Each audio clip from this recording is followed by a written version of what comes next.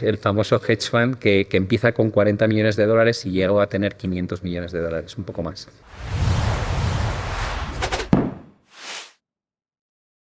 Pablo, bienvenidos a este podcast. Para mí es un honor, ¿sí? La verdad es que soy un seguidor tuyo en diferentes redes y casi creo que me he visto todas. ¿Sí? En algunas cosas a veces yo pienso que pienso diferente en algunas cosas, que ahorita te voy a contar un poquito en cuáles, Perfecto, ¿cierto? Y que perfecto. de eso se trata pues el mundo bursátil, pues todos tienen opiniones Sí. ¿sí? Tenemos un amigo en Colombia que se llama Felipe Campos y él decía, lo que hacemos los economistas es decir lo que podría suceder y que si sucede, decir, bueno, yo lo dije y si no sucede, pues que me castiguen porque no sucedió, ¿sí? Y creo que está súper bien eso. Pero yo estaba justamente ahorita, estamos aquí en Bogotá en el evento de Rankia y había mucha gente se quedó por fuera, mucha gente. Y de las cosas que preguntaba es, ahora tengo que entrar porque tengo que entrevistar a Pablo y todos, no, tienes que preguntarle estas cosas. Y pues bueno, me llevo unas ideas en la cabeza y una de ellas es, quería preguntarte es porque pues yo le decía a mi esposa, hoy en la mañana decía, Pablo es como mi primo, el que lleva 6 años más que yo, ¿sí? Sí. Y dije, bueno, voy a preguntarle como si fuera mi primo. Entonces, quería preguntarte, bueno, ¿y ¿cómo comenzaste? Pues, me causa curiosidad de cómo fue que iniciaste en el mundo bursátil, o sea, ¿qué te Pues, motivó? pues mira, la verdad es que fue curioso porque yo no pensaba haber estudiado economía, eh, pero sí es verdad que cuando yo estuve en el año 83 en Estados Unidos viviendo un año y allí conocí pues lo que era la informática. En España no había ordenadores, no había nada. Y cuando volví, mi obsesión era ser informático. Yo quería estudiar la carrera y no existía. Había 3 años de una carrera técnica, no había realmente ordenadores. Ibas una hora a la semana a lo que ellos llamaban el laboratorio. Bueno, al final mi padre me convenció y me dijo, creo que esto no es lo que tú pensabas. No tienes un ordenador todo el día como allí en Estados Unidos. Y me acuerdo que hicimos un pacto, ¿no? Él me dijo, estudia una carrera como económicas, que es muy general, que vas a estudiar derecho y economía y vas a estudiar contabilidad y matemáticas y te va a dar una visión de lo que quieres hacer. Y a cambio yo te compro un ordenador y uno de los primeros programas que tuve era un juego que se llamaba Quiero ser millonario, e invertías en acciones estadounidenses. Y me acuerdo de ese juego porque había la opción de comprar en spot y había una cosa que eran calls y puts. Yo no sabía nada del mundo de opciones, no sabía de nada realmente. Y empecé a jugar y me fui enganchando y empecé a estudiar lo que eran derivados a raíz del juego porque decía, ¿por qué se gana tanto con las calls cuando yo compro respecto al contado? Y allí no había internet, con lo cual estábamos en una época en la que si querías aprender algo tenías que buscar Biblioteca. efectivamente la biblioteca y gente que supiese del tema, que te pudiese recomendar algún libro que pudieses importar, ¿no? Ahora el problema de la gente es que tiene demasiada información y tiene que quitar todo lo que es malo y quedarse con lo que es bueno. Y allí nace un poco mi interés, pero luego realmente hay un salto hasta... Mi padre me dejó su cartera de acciones para que yo fuese básicamente perdiendo todo lo que tenía. Y en tercer año de carrera, me surgió la posibilidad de ir a hacer prácticas en verano a Banco Santander. Y fue una lotería porque podía haber ido a cualquier departamento, pero me colocaron en tesorería, que es donde básicamente invierte el dinero que tiene el banco, su propio dinero excedente, tiene la mesa de prop trading y ahí tú aprendías a invertir en mercado monetario, en mercado de divisas. No había todavía mercado de renta fija en España, no había futuros, no había opciones todavía.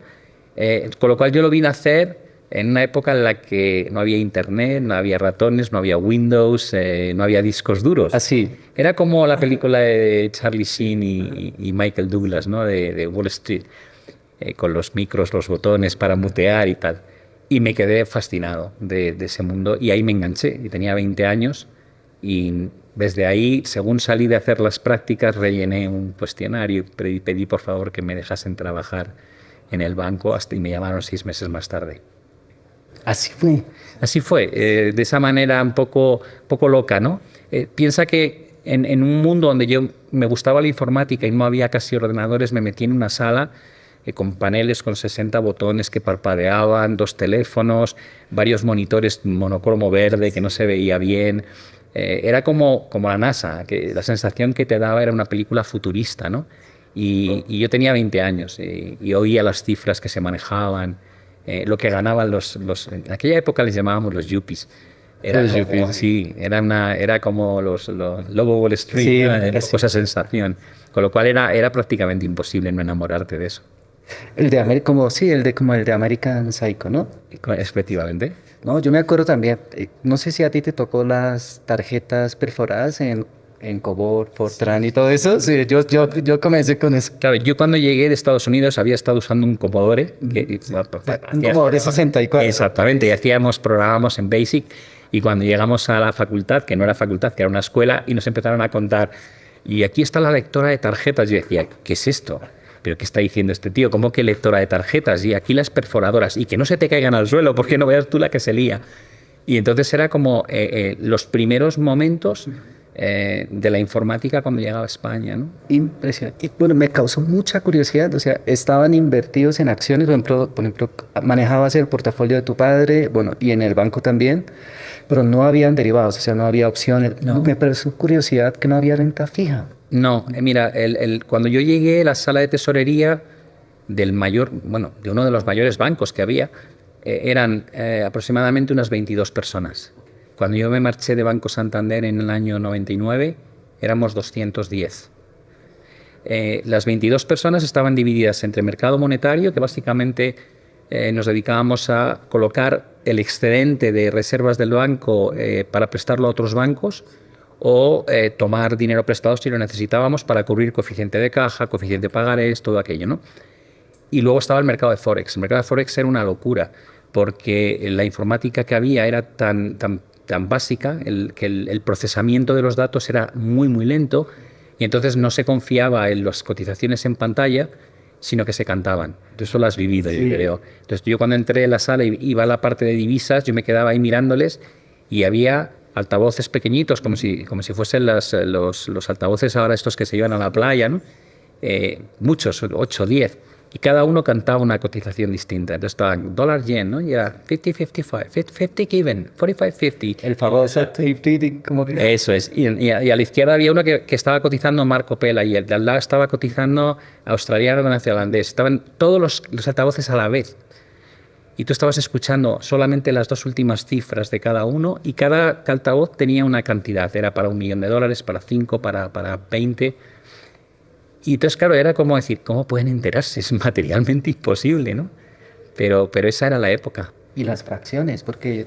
Sí. ¿Cierto? Ahorita Sí, está muy claro. fácil, punto, no sé qué, pero antes era... Sí, nosotros cuando estábamos en monetario era, te doy a 3/4, no, 5/8. Y yo me acuerdo que al principio con la calculadora y todo, ¿qué es más, 5/8 o 3/4?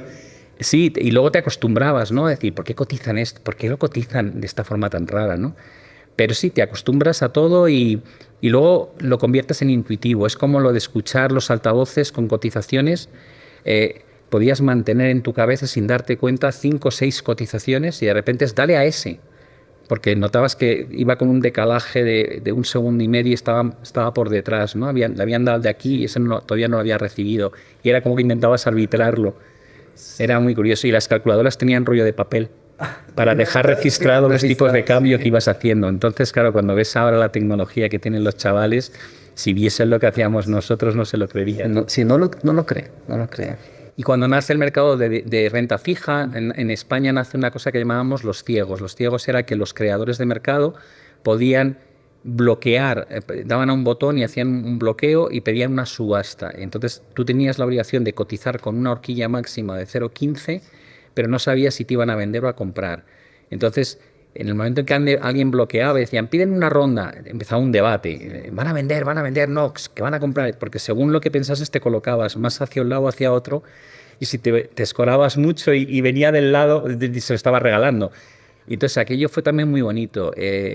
Después, en el año 93, nos mandaron a Chicago para enterarnos cómo funcionaba el mercado de futuros y opciones, y nos quedamos fascinados, porque claro, no sabíamos nada, y aquello era una industria tremendamente, sí, era alucinante. Y conocimos ahí el análisis técnico, volvimos... Okay. Fue, O sea, hasta antes de eso nada, no era... existía en España. Y volvimos y dijimos, era un poco la sensación de, además de cómo se valoran las opciones y cómo se cotizan, al lado de cada trader hay alguien con un gráfico. O sea, esto hay que estudiarlo, ¿no? Y yo me lo pedí. Yo cuando dije, ¿alguien quiere hacer esto? Dije, yo me apunto. Ok. Y así nació el Departamento de Análisis Técnico de Banco Santander.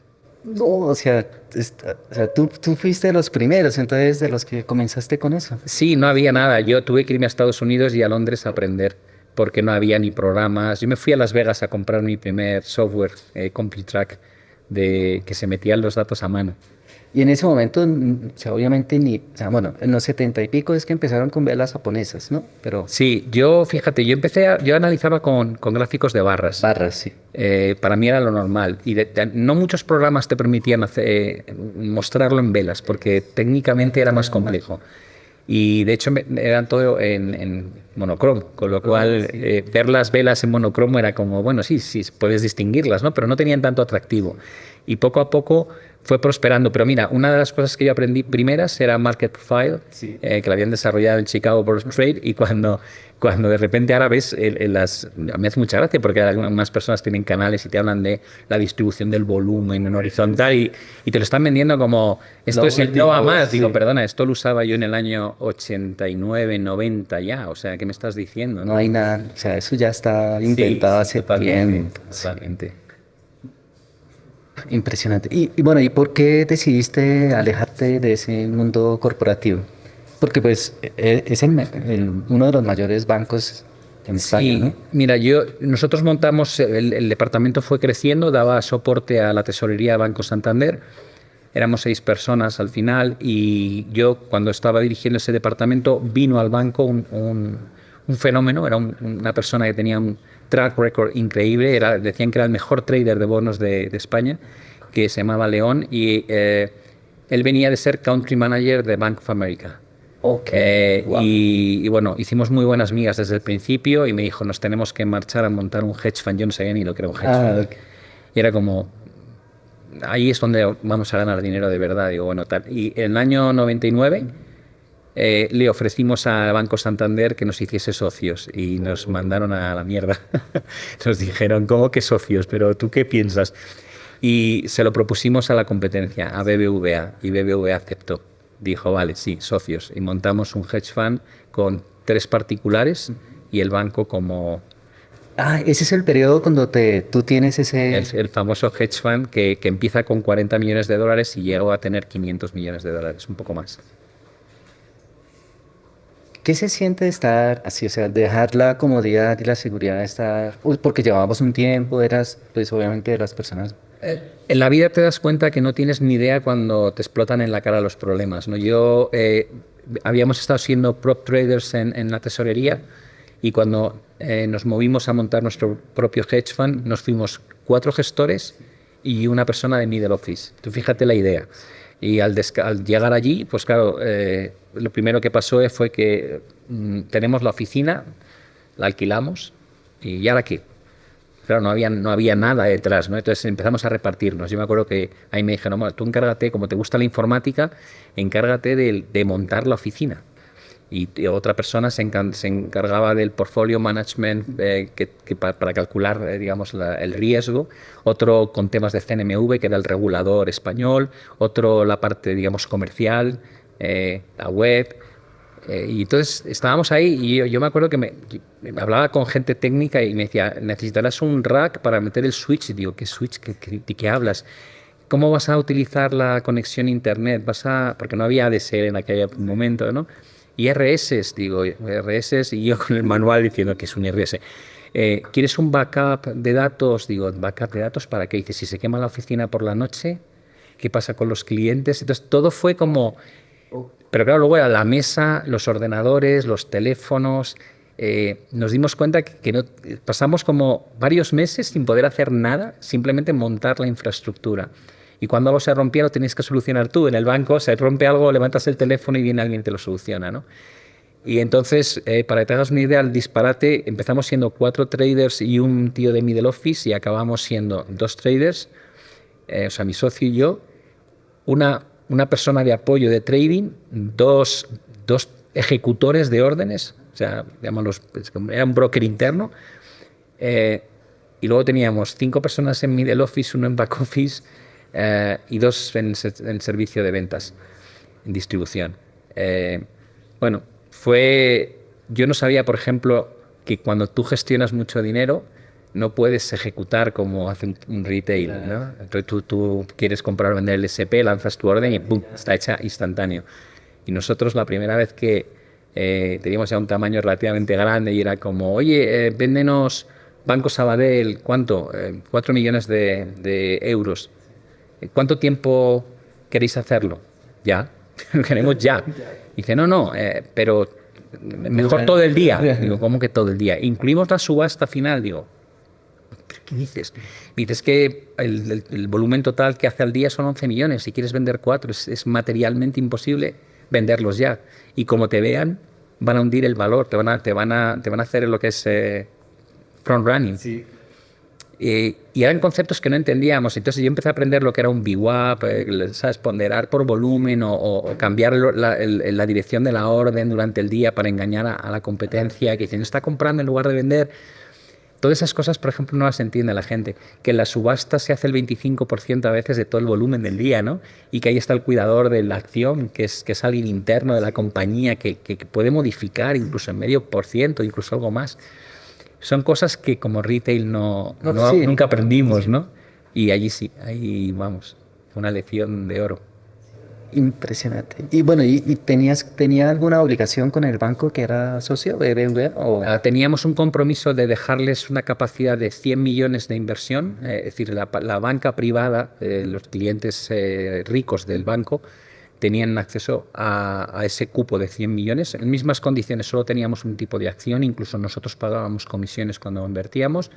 No cobrábamos más que el salario, pero la parte variable solo la cobrábamos cada 3 años para alinear intereses, y que si perdíamos el tercer año mucho, aunque hubieses ganado los primeros 2 años, no cobrabas, ¿no? Y luego teníamos un reparto, nos llevábamos el 70% nosotros y el 30% el banco. Okay. Y bueno, el resultado final sí fue muy rentable económicamente. Bueno, la experiencia seguro que sí, pero... La experiencia fue increíble y vivimos un momento, fuimos muy afortunados, porque en aquella época nuestro fondo tenía un 20% de comisión de éxito y un 2% de gestión, un management fee. Era bajito. Bajito, pero cuando gestionas 500 millones, las cifras son bastante grandes, ¿no? Con lo cual ganamos mucho dinero. Pero luego la industria ha ido evolucionando, salvo los fondos grandes, buenos, donde sigue habiendo comisiones muy altas. En general, se ha ido comprimiendo, ya no pagan tan bien. Sigue siendo un buen negocio, pero ya no pagan tan bien. Sí, claro. Por ejemplo, nuestro famoso amigo Iván Sherman, ¿no? Él está por ahí, por ese nivel. Creo que su fondo. Hay gente... Y eso que es muy...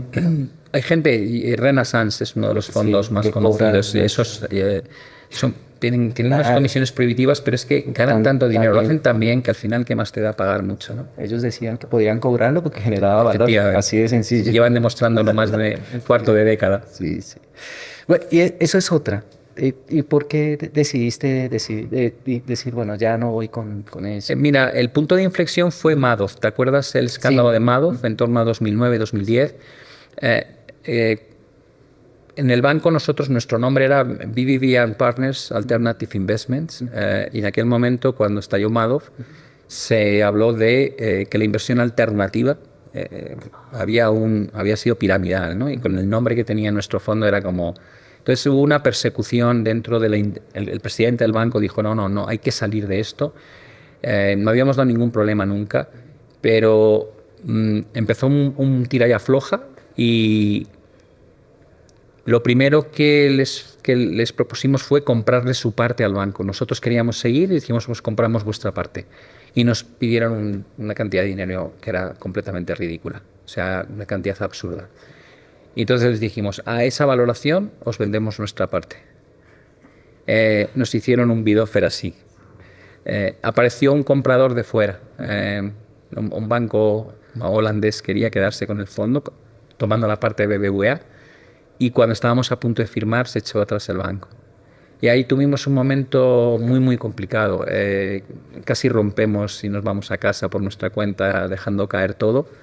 Y en el último momento, ya sabes cómo son las negociaciones, cuando se vio el miedo, buscamos un punto intermedio, nos lo valoraron razonablemente bien y les dimos nuestra parte y nos comprometimos a quedarnos 3 años enseñando cómo lo hacíamos. Y cuando quedaban 6 meses para culminar, ya nos dieron libertad y nos pidieron 1 año de no competencia. A mi socio y a mí nos dijeron, os pagamos el salario 1 año, pero no podéis ir a la competencia. Y ahí fue donde realmente yo me interesé por lo que hago ahora.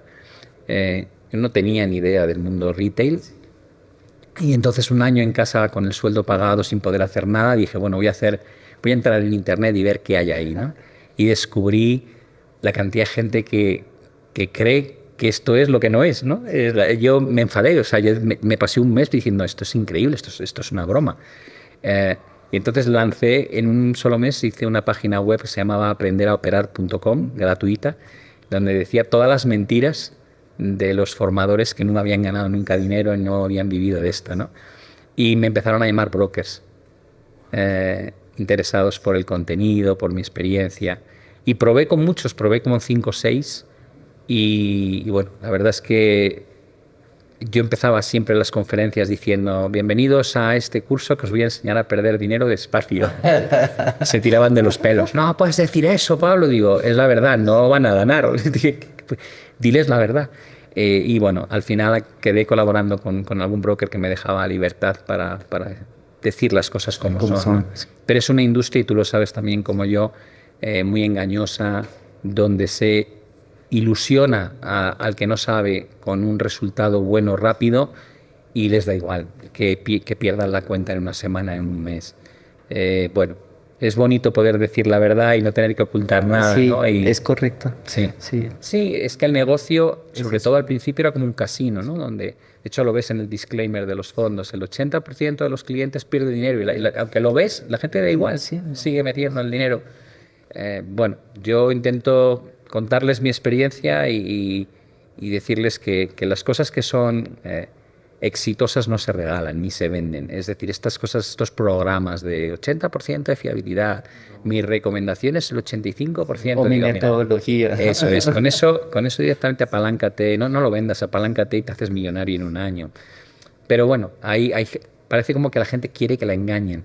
Es un poco triste. Creo que lo contaron ayer en la reunión que tuvimos de los institucionales, que es básicamente, todos saben que el pirámide cómo funciona. Lo importante es si entraron los primeros. Sí, exacto. Yo cuando escuché eso dije, o sea, no puede ser que lo diga un regulador de Colombia eso. Sí, pero es bonito que la gente se atreva a decir la verdad, sobre todo el que la conoce, ¿no? Decir, bueno, mira, yo a la larga, el mensaje no es bueno al principio porque impacta negativamente, pero a la larga lo que te vuelve, el feedback que te vuelve de la comunidad que has creado es gracias por ser franco, gracias por avisarme de que me iba a pasar esto que me ha pasado, ¿no? Porque casi todos acaban viviendo y sufriendo la mentira. Y se puede... el mensaje que hay que enviar, yo creo, es vivir del trading está reservado a muy poquita gente. Pero rentabilizar tu dinero, conseguir ganar dinero en el medio largo plazo es factible para casi todo el mundo. Esto es como aprender a tocar la guitarra, todo el mundo puede aprender. Unos tocarán mejor, otros peor. Ahora, ganarte la vida dando conciertos, eso es mucho más difícil. Paco de Lucía, muy pocos. Efectivamente, si entiendes eso, no pasa nada. Y dices, bueno, tú no vas a aspirar a ser Paco de Lucía, vas a querer tocar cada vez mejor. Y es una carrera de fondo y te das cuenta que esta gente toca 8 horas todos los días de su vida hasta que se muere. Sí. Pues esto es igual, aquí no hay un aprendizaje de 1 año, 2 años y ya lo sé, ¿no? Te tienes que ir adaptando, el mercado va cambiando. Es el inicio. Exactamente. Todo lo que te falta todavía por aprender. Yo sigo aprendiendo todos los días, yo estudio todos los días. Sí, todos. Creo que todos hacemos lo mismo. Sí. Bueno, a propósito de eso, ¿qué libro estás leyendo, Pablo, ahora? Hacemos ahí paréntesis en tu historia un poquito. Mira, yo cuando no tengo que leer cosas de finanzas, me encanta la ciencia ficción. Okay. Era un forofo de Isaac Asimov. también Pablo, leía. no puede ser, yo me he leído toda la serie, toda la serie. Y cuando te lees La Fundación, Sí, por ejemplo, completa. y Gary Seldom y Sí. tal, de la psicología de masas, yo muchas veces pienso en el mercado. En sí, Digo, sí, es la increíble, psicohistoria. sí, Sí. efectivamente, cómo intuir hacia dónde va el mercado, porque al final no deja ser la suma de un montón de mentalidades individuales, ¿no? Y siempre que puedo leo temas relacionados con Asimov. Es uno de los, digamos, de los hobbies que tengo mayores. De finanzas, el último que me leí fue el de Ray Dalio, de El cambio del orden mundial. Me encantó. Y tengo uno de Martin Wolf que este verano me lo quiero leer también, porque entre, digamos, en el día a día, Es muy difícil. la jornada mía es un horror. Y todo lo que leo al final son informes de mercado, a veces no son de mercado, a lo mejor pues para venir aquí me puse a estudiar sobre la economía argentina, ¿no? Porque pasé primero por Buenos Aires. Entonces, bueno, aprovechas esas coyunturas, ¿no? De repente surge un tema, las tierras raras, ¿no? ¿Qué son? ¿Y cuáles son? ¿Dónde están? ¿Y quién las produce? Y de repente te pasas dos o tres días recopilando información y aprendiendo. Y cuando miras para atrás, descubres que has hecho como pequeñas mini-masters de cosas que antes no tenías ni idea, ¿no? Coches eléctricos en China y las cuotas y las placas solares y cómo tal, y cuáles son las alternativas. Y te vuelves un poco especialista en esas cosas, ¿no? Y eso es algo que yo creo que nos enriquece mucho. A mí cuando me preguntan algo y no lo sé, lo primero que hago es no intentar evadir las respuestas y digo, no lo sé. Exacto. Pero me ha encantado la pregunta porque mañana mismo voy a estar poniéndome a estudiar a ver en qué consiste esto, ¿no? Con lo cual creo que leer en general de lo que sea es vital. Es vital, sí, sobre todo, sí, para los que están escuchando o viendo este podcast, es súper importante. Yo creo que algo que caracteriza a todos de los que estamos en esto, no solo los que formamos, los que hemos vivido, somos en otras etapas, hemos sido de, de otro tipo de profesional, siempre la lectura y el sed por conocer cosas y lo que tú dijiste. Por ejemplo, no siempre se trata de leer temas de economía, finanzas o de trading, sino siempre ir... Nosotros tenemos un club de lectura Ah, y, y siempre variamos, ¿no? Entonces, una es de tema técnico, luego leemos una de novela y después leemos... Así, vamos cambiando porque, pues, la mente funciona también, ¿no? También para sí. mantenernos... porque yo creo que la gente joven de hoy, yo siempre les he No dicho, leen, no leen. no leen. O leen solo el titular. O se acostumbran a leer, digamos, en tableta o en Kindle, o sea, es Yo, diferente yo la... esa guerra la tengo con mis hijos. Muchas veces cuando les oigo opinar de algo, digo, eso es el titular y ahora la noticia. Y cuando acabas la noticia, la tribuna de opinión, que es lo que más me importa, que es, ¿qué opinas de lo que has leído? Ese es el proceso, porque tú cuando generas una opinión sobre algo, lo normal es que lo que hagas es que te documentas primero, analizas como distintas opiniones, y esto también es crucial, ¿no? Eh, Cuando tú estás intentando, o sea, es muy malo que siempre leas aquel que opina como tú. Tienes que obligarte a ver qué opina el que dice lo contrario a ti y cómo lo argumenta, ¿no? Porque eso te enriquece. Dices, pues mira, esto no lo había pensado yo, ¿no? Esta parte no, realmente no lo No es había así, visto o claro. tal. Y te ayuda a entender la situación. Si tú te rodeas si tú eres alcista del que piensa que todo va a subir, pues lo único que haces es crear un Ah, club sí, de sí, forofos, sí, exacto. de fans, ¿no? Con lo cual hay que tener esa capacidad, ¿no? De mantener un reto. Capacidad crítica Exactamente. de análisis y de saber, saber inclusive debatir esas ideas, saber mostrar con hechos. Cuando tú estás defendiendo tu postura, notas qué puntos no los tienes realmente bien dominados, ¿no? O sea, yo siempre digo que cuando tú vas a exponer ante un público, se sabe quién es bueno y quién no, porque en ese momento notas si está seguro en lo que dice y por qué lo dice, o si simplemente es algo que se ha aprendido para soltarlo, ¿no? Sí, sí. Entonces, bueno, esa parte yo creo que es muy bonita, ¿no? De los ponentes, el escuchar. Hay veces que te sorprende la gente y dices, mira, este es joven y sin embargo lo tiene clarísimo y qué bien lo ha argumentado. Y hay otras personas que a lo mejor repiten siempre el mismo mantra, pero realmente es como un loro, ¿no? No saben. En cuanto rascas un poco y les pides una explicación, te das cuenta que hacen aguas, que no Sí, saben. ay, sí. Interesante. Y bueno, Pablo, ahora sí, como lanzándonos un poquito al tema que de pronto les gusta a todos pues, del mercado y en general, todo eso. ¿qué opinas de realmente de cómo está sucediendo la economía mundial? O sea, ayer hablábamos en la noche un poco sobre eso, ¿no? Pues los datos son raros, ¿cierto? Sí. Todos los indicios nos dicen algo, pero que realmente preocupa. Realmente, pues para los que llevamos un poco de tiempo, la visión que tiene la gente que recién están iniciando, porque pues seguramente el mensaje es para los que llevan menos de un año, 5 años. 15 años. Sí, exacto, inclusive los de 10 años o 15, porque seguramente no han visto lo que tal vez tú y yo hemos visto. ¿Sí? Sí, yo voy a decir que tengo la suerte de que estaba en el crash del 87 y en la crisis del año 97 de las divisas asiáticas y en la del rublo del 98 y en el pinchazo de la burbuja.com 2001, 2002, en la financiera de 2008, en la crisis periférica de 2011 y 2012 y te diría que desde ahí prácticamente no ha habido ninguna otra crisis grande, ¿no? Cuando la gente me dice, no, el COVID, digo, mira, el COVID tardó 5 meses y medio el S&P en volver a máximos históricos, eso no es una crisis.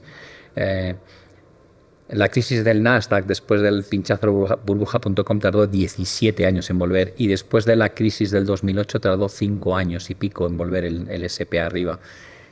El trader que lleva desde el año 2009 en Estados Unidos o en Europa desde el año 2012 prácticamente ha aprendido una lección y es, aunque pinte todo fatal, tú no te salgas si no compra más. Esa es un poco la lección que Siempre va a haber bailout. Sí, y va a tardar muy poco en recuperarse. No porque la economía se recupere, sino porque los bancos centrales van a devolver el precio a donde estaba o más alto. Es así de triste. Y todo lo hacen con deuda. Emiten dinero nuevo, facilitan políticas fiscales expansivas y todo eso pues al final genera inflación de activos, entre otras cosas. La inflación la hemos padecido de otras muchas maneras los últimos 4 años, ¿no?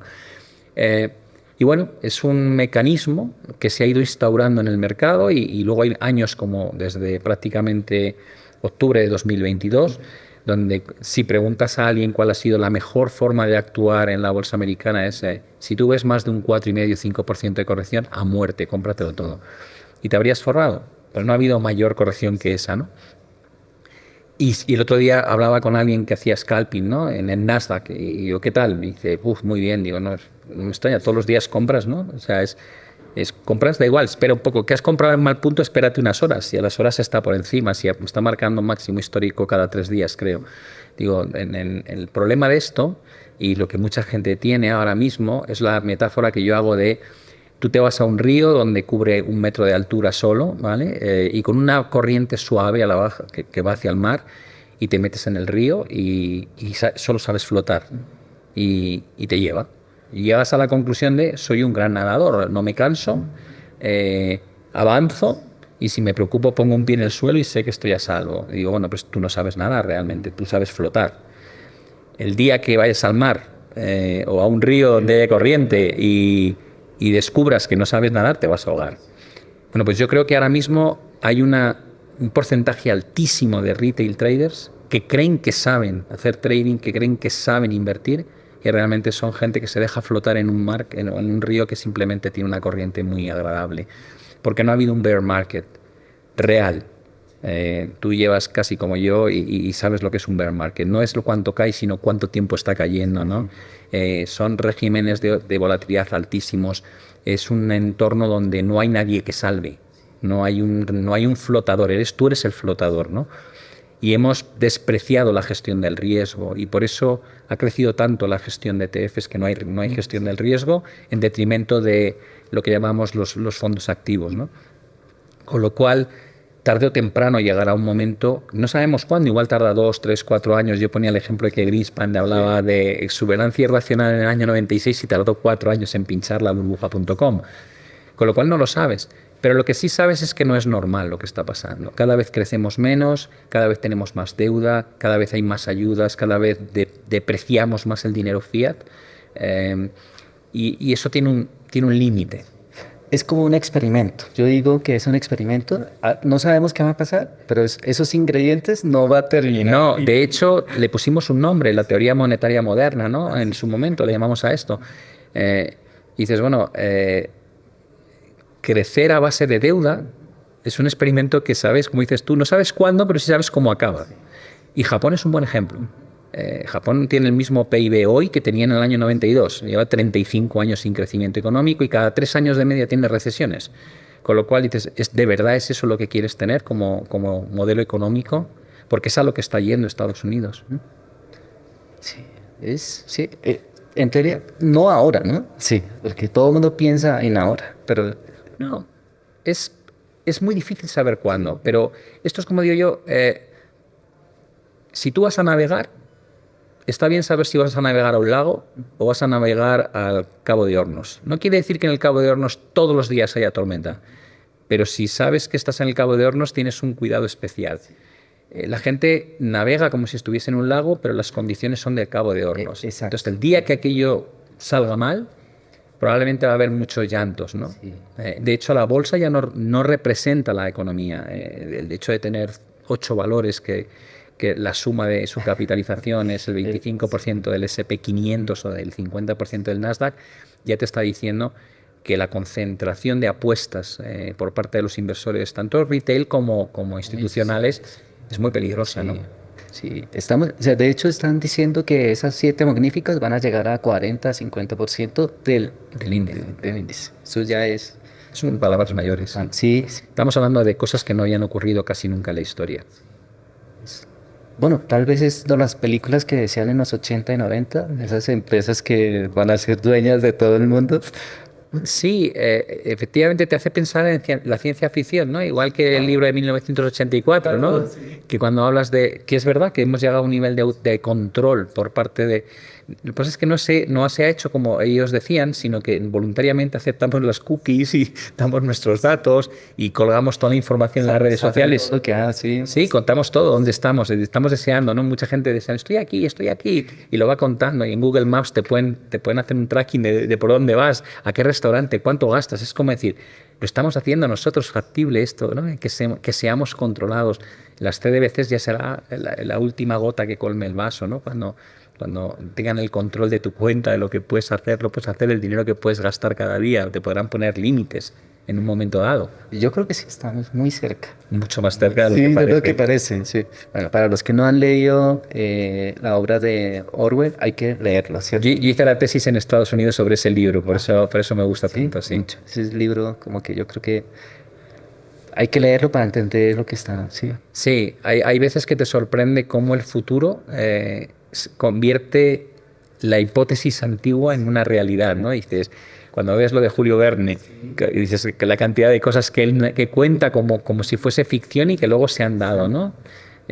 O Da Vinci, y dices, bueno, pues en el mundo financiero también ocurre, ¿no? Ocurre lo mismo. Yo no sé estas multinacionales, pero también es verdad que cuando llevas mucho tiempo te permites ir a Japón en la década de los 80, cuando todo era Made in Japan, hoy es como Made in China. China. Y yo me acuerdo que en el mundo financiero, yo estaba en el Banco Santander, el objetivo era trabajar para Sanwa Bank, es decir, para bancos japoneses que eran los más grandes del mundo.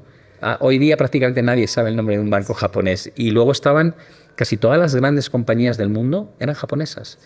En los 80, de hecho yo tengo una tabla, Pablo, donde muestro por décadas cuáles eran las 10 primeras de mayor capitalización en el mundo, ¿sí? Y ahí está clarísimo. Sí, estaba en NTT Docomo. Sí, era impresionante. Y la bolsa había subido sin parar 40 años. Y luego colapsó un 82%. Sí, justo ayer hablabas de eso, yo dije, en esa época cuando Nikkei subió todo eso, creo que el Standard & Poor's o Nasdaq solo subió un 7, un 8. Nada. Sí. Ahora la gente habla del S&P y del Nasdaq como que siempre va a estar batiendo al resto. Pero en el año 88 es lo que pensábamos de Japón y mira lo que ocurrió, ¿no? No sabes cuándo, pero el desequilibrio tarde o temprano se ajusta. Que es lo que muchos ahora piensan con China, pero China es más, todos es una historia un poco diferente, ¿no? Tiene como componentes diferentes. Sí, porque yo creo que Japón, el gran reto que tenía era incluso poblacional, ¿no? Era un país muy pequeñito. China tiene un consumo interno que si lo potencia es enorme, el potencial que tiene es enorme. Y luego hay una cosa que a mí me gusta de China y es que piensa a futuro de verdad. Yo siempre digo que en las democracias modernas los presidentes tienen un mandato de 4 años, como mucho 8, y están muy preocupados de cómo se les valora en su plazo de legislatura. En China, con una visión mucho más largoplacista, es como que establecen objetivos de largo plazo reales y casi ningún otro país lo hace. Y luego han demostrado una migración del campo a la ciudad en 5 décadas que es inaudito. Miras la renta per cápita, qué ha pasado en 5 décadas y dices, no me lo puedo creer. Con lo Cometieron cual, algunos errorcitos, creería yo. no, no, muchos errores Sí. como todos, pero en general dices, bueno, la forma de actuar te invita a pensar que no están donde están como segunda potencia económica del mundo Por, por suerte. por suerte, sí, sí. Decía por ahí alguien, un presidente americano, que están despertando un tigre, ¿cierto? Sí, yo creo que la batalla hoy que vivimos a nivel comercial es porque ven que tienen un combatiente frontal muy duro. Bueno, y aquí voy a hacer la cosa donde no estábamos, creo que tan de acuerdo, que era Alibaba. Okay. ¿Sí? ¿Por qué? Porque yo como oriental, yo veo digamos, al gobierno chino muy estricto, ¿no? O sea, muy controlador, o sea, un poco diferente como ustedes lo ven desde Occidente, ¿no? Porque aquí pues es más democracia, puede ser el Estado, tal, ente regulador, pero tienen, digamos, su forma de operar. Mientras en Asia no es así. O sea, en Asia es, sí, señor, si nos dicen ocasión, sí, señor, sí. No importa si eres rico, pobre, sí. Allá es así. Y pasó. O sea, Alibaba iba Como un tiro. como un, sí, sí. Bueno, y Baidu y Didi y sí, y se los cargaron. Sí, exacto. La palabra es, se los El cargan. crackdown famoso del regulador, ¿no? Y no se han podido recuperar de eso hasta ahora. Yo inclusive, Pablo, yo cambié de idea este año, en el año 2024, yo inclusive dije, vamos con China porque ahora sí es. Sí, ¿con quién? Ahí tienes a China promoviendo share buybacks a las compañías chinas, que eso sí que es increíble, ¿no? Diciéndoles que tienen que recomprar sus propias acciones. Es una cosa que ha salido hace unos meses. Y la verdad no nos ha ido mal. O sea, desde el inicio de 2024, Ha subido. con todo esto, la mayoría de la gente dice, oye, sí, esta vez no fue tan mal como antes, ¿sí? Pero, ¿qué opinas? ¿Tú crees que ese crackdown, esa intervención que hubo del Estado, todo eso, seguirá así o qué ves por allá? A ver, yo soy plenamente consciente de que intuir por dónde van a ir las regulaciones de China es casi imposible. Además lo hacen de un día para otro. Cambian cuando dijeron el salida del control del COVID, por ejemplo, ¿te acuerdas? Se decidió así de repente y subió mucho la bolsa. Puede pasar que vuelvan a generar un giro de tuerca en favor del bienestar social de los ciudadanos y no de los empresarios. Igual que se dice ahora el mensaje de las casas son para habitarlas, no para especular, y se ha encargado el mercado inmobiliario. Sí, evidentemente ese problema está ahí. Lo que pasa es que cuando tú ves un comportamiento de una bolsa que desde los máximos de 2007 bajó más de un 70%, todos los analistas hablando mal de China, previsiones negativas sobre lo que va a pasar con la bolsa, con el mercado inmobiliario, con el sector de crédito, con los bancos, con los gobiernos locales. Pero luego a la vez estás viendo que bajan los tipos de interés, que emiten bonos para facilitar planes de infraestructura, que aprueban e incitan a que se produzcan share buybacks, que están cambiando poquito a poco cierta regulación para atraer otra vez a la inversión extranjera.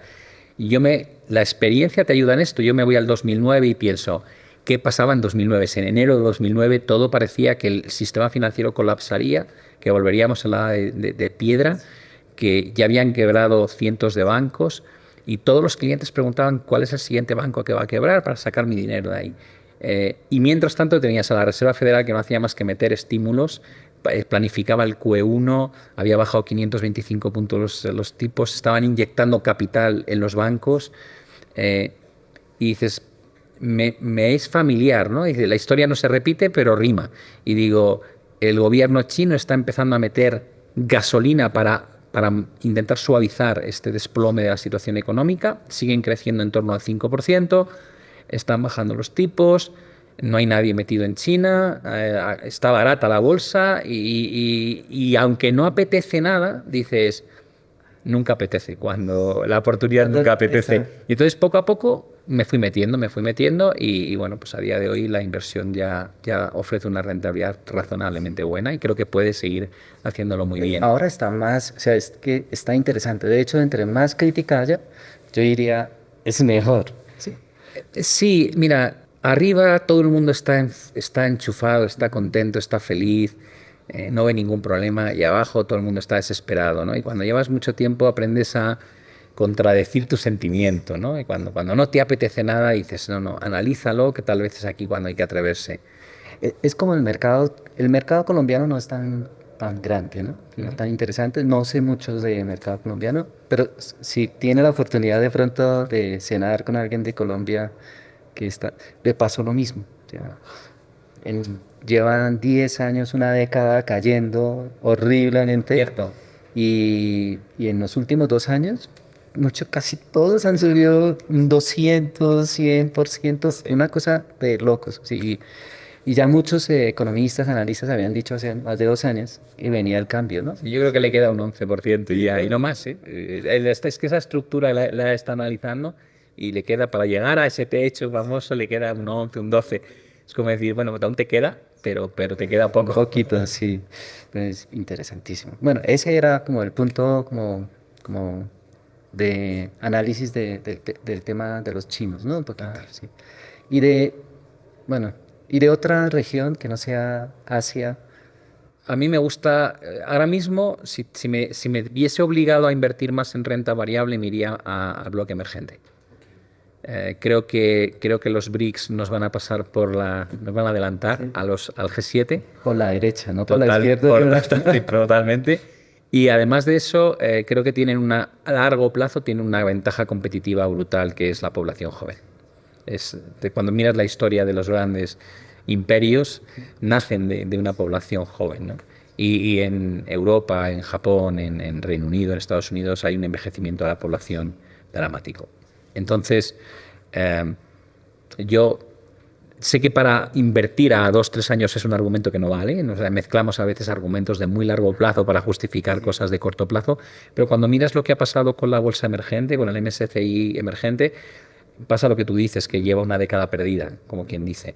Y hemos alcanzado en relativo entre el S&P 500 y bolsas emergentes el nivel histórico del mínimo es del 64, creo, con lo cual tienes un punto de referencia. Entonces igual hay que empezar, ¿no? No digo que sea ni para hacer trading, ni scalping, ni day trading, pero a lo mejor para decir, no, voy a ir posicionándome de cara a los próximos 10 años. Voy a diversificar un poquito mi exposición y me voy a ir metiendo ahí. Sí, yo creo que esa es la palabra. Ahora estamos como que en un punto donde si no están diversificados geopolíticamente, es el momento, ¿cierto? Sí, porque además hemos abandonado la globalización. Antiguamente tenía más sentido concentrar porque el mundo iba como en una única dirección, pero hoy no. Hoy tienes problemas geopolíticos tanto en Oriente Próximo con Israel, Hamas, Líbano y luego tienes la guerra en Ucrania y las posturas ves que son muy distintas.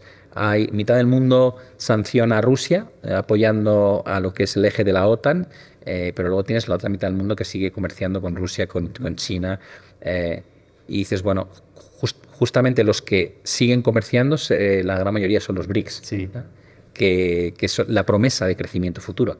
Por eso, viéndolo así, el apostar por mercados emergentes a largo plazo creo que tiene mucho sentido. Sí, ojo, ¿no? O sea, obviamente no estamos diciendo que es para ahora ni nada de eso. No, no, yo me considero un inversor. Cuando hago corto plazo es swing trading, es para varios meses. Sí. Y normalmente yo ya tomo decisiones sobre mi patrimonio a varios años vista, no hago trading rabioso. Y para hacer la última pregunta, y es el tema justamente del tema geopolítico. Y el que más afecta creo que en este momento es el tema del inicio de la burbuja de inteligencia artificial y los semiconductores. Porque no es como antes, que dice hecho en China, pero una parte es de Holanda, otra parte es de no sé dónde, ¿cierto? Realmente, digamos, si uno lee el libro, no sé si lo has leído, el de Guerra de Chips. No, eso No, no lo he leído, es pero un buen sí, libro, sí. pues lo buscaré. Sí, y habla un poco o sea, ese es el libro que uno necesita leer para entender cómo está la guerra de chips, ¿no? Y ese sí es globalización, o sea, todos dependen de todos, o sea, no hay una que diga no, de malas, ¿cierto? Sí. Y aquí es donde yo realmente veo que es el punto donde no se van a poder romper y China está dando todo por hacer para no depender de nadie, ¿no? De hecho, por eso lo de las tierras raras. Tan importante, sí. Bueno, y de hecho la tensión que hay sobre Taiwán es por el papel que juega. Es decir, Justamente eso. Estados Unidos casi nunca se interesa por un conflicto donde no haya una parte económica importante o una posición geopolítica relevante, ¿no? Es muy raro que se involucre en otras cosas. Yo creo que el interés en Taiwán, evidentemente, es en controlar uno de los mayores fabricantes de algo que es tremendamente crucial para el desarrollo tecnológico, ¿no? Sí, estoy de acuerdo. Al final, lo que va a pasar probablemente es que de aquí en unos pocos años, con las inversiones que están haciendo las grandes multinacionales en desarrollar sus propios chips, se va a intentar buscar cierta independencia, ¿no? Y robo de tecnología, eso. Cuando eso ocurra, la globalización se va a romper todavía más, porque ahora mismo estamos somos esclavos. Exacto, sí. Pero esa esclavitud la vas a ir perdiendo. Ya el primer salto fue la pandemia, ¿no? Nos dimos cuenta cuánto dependíamos de otros países para determinados productos. Es correcto. Y ya han tomado decisiones, ya hay procesos de fabricación de plantas en Alemania, en Europa, con lo cual no sé lo que tardarán en tenerlas listas, pero cuando eso ocurra, podremos romper los vínculos todavía más. Y todo eso es inflacionista, eso no hay que olvidarlo, porque traer la producción a tu propio país suele ser más caro que cuando lo haces en países competitivos.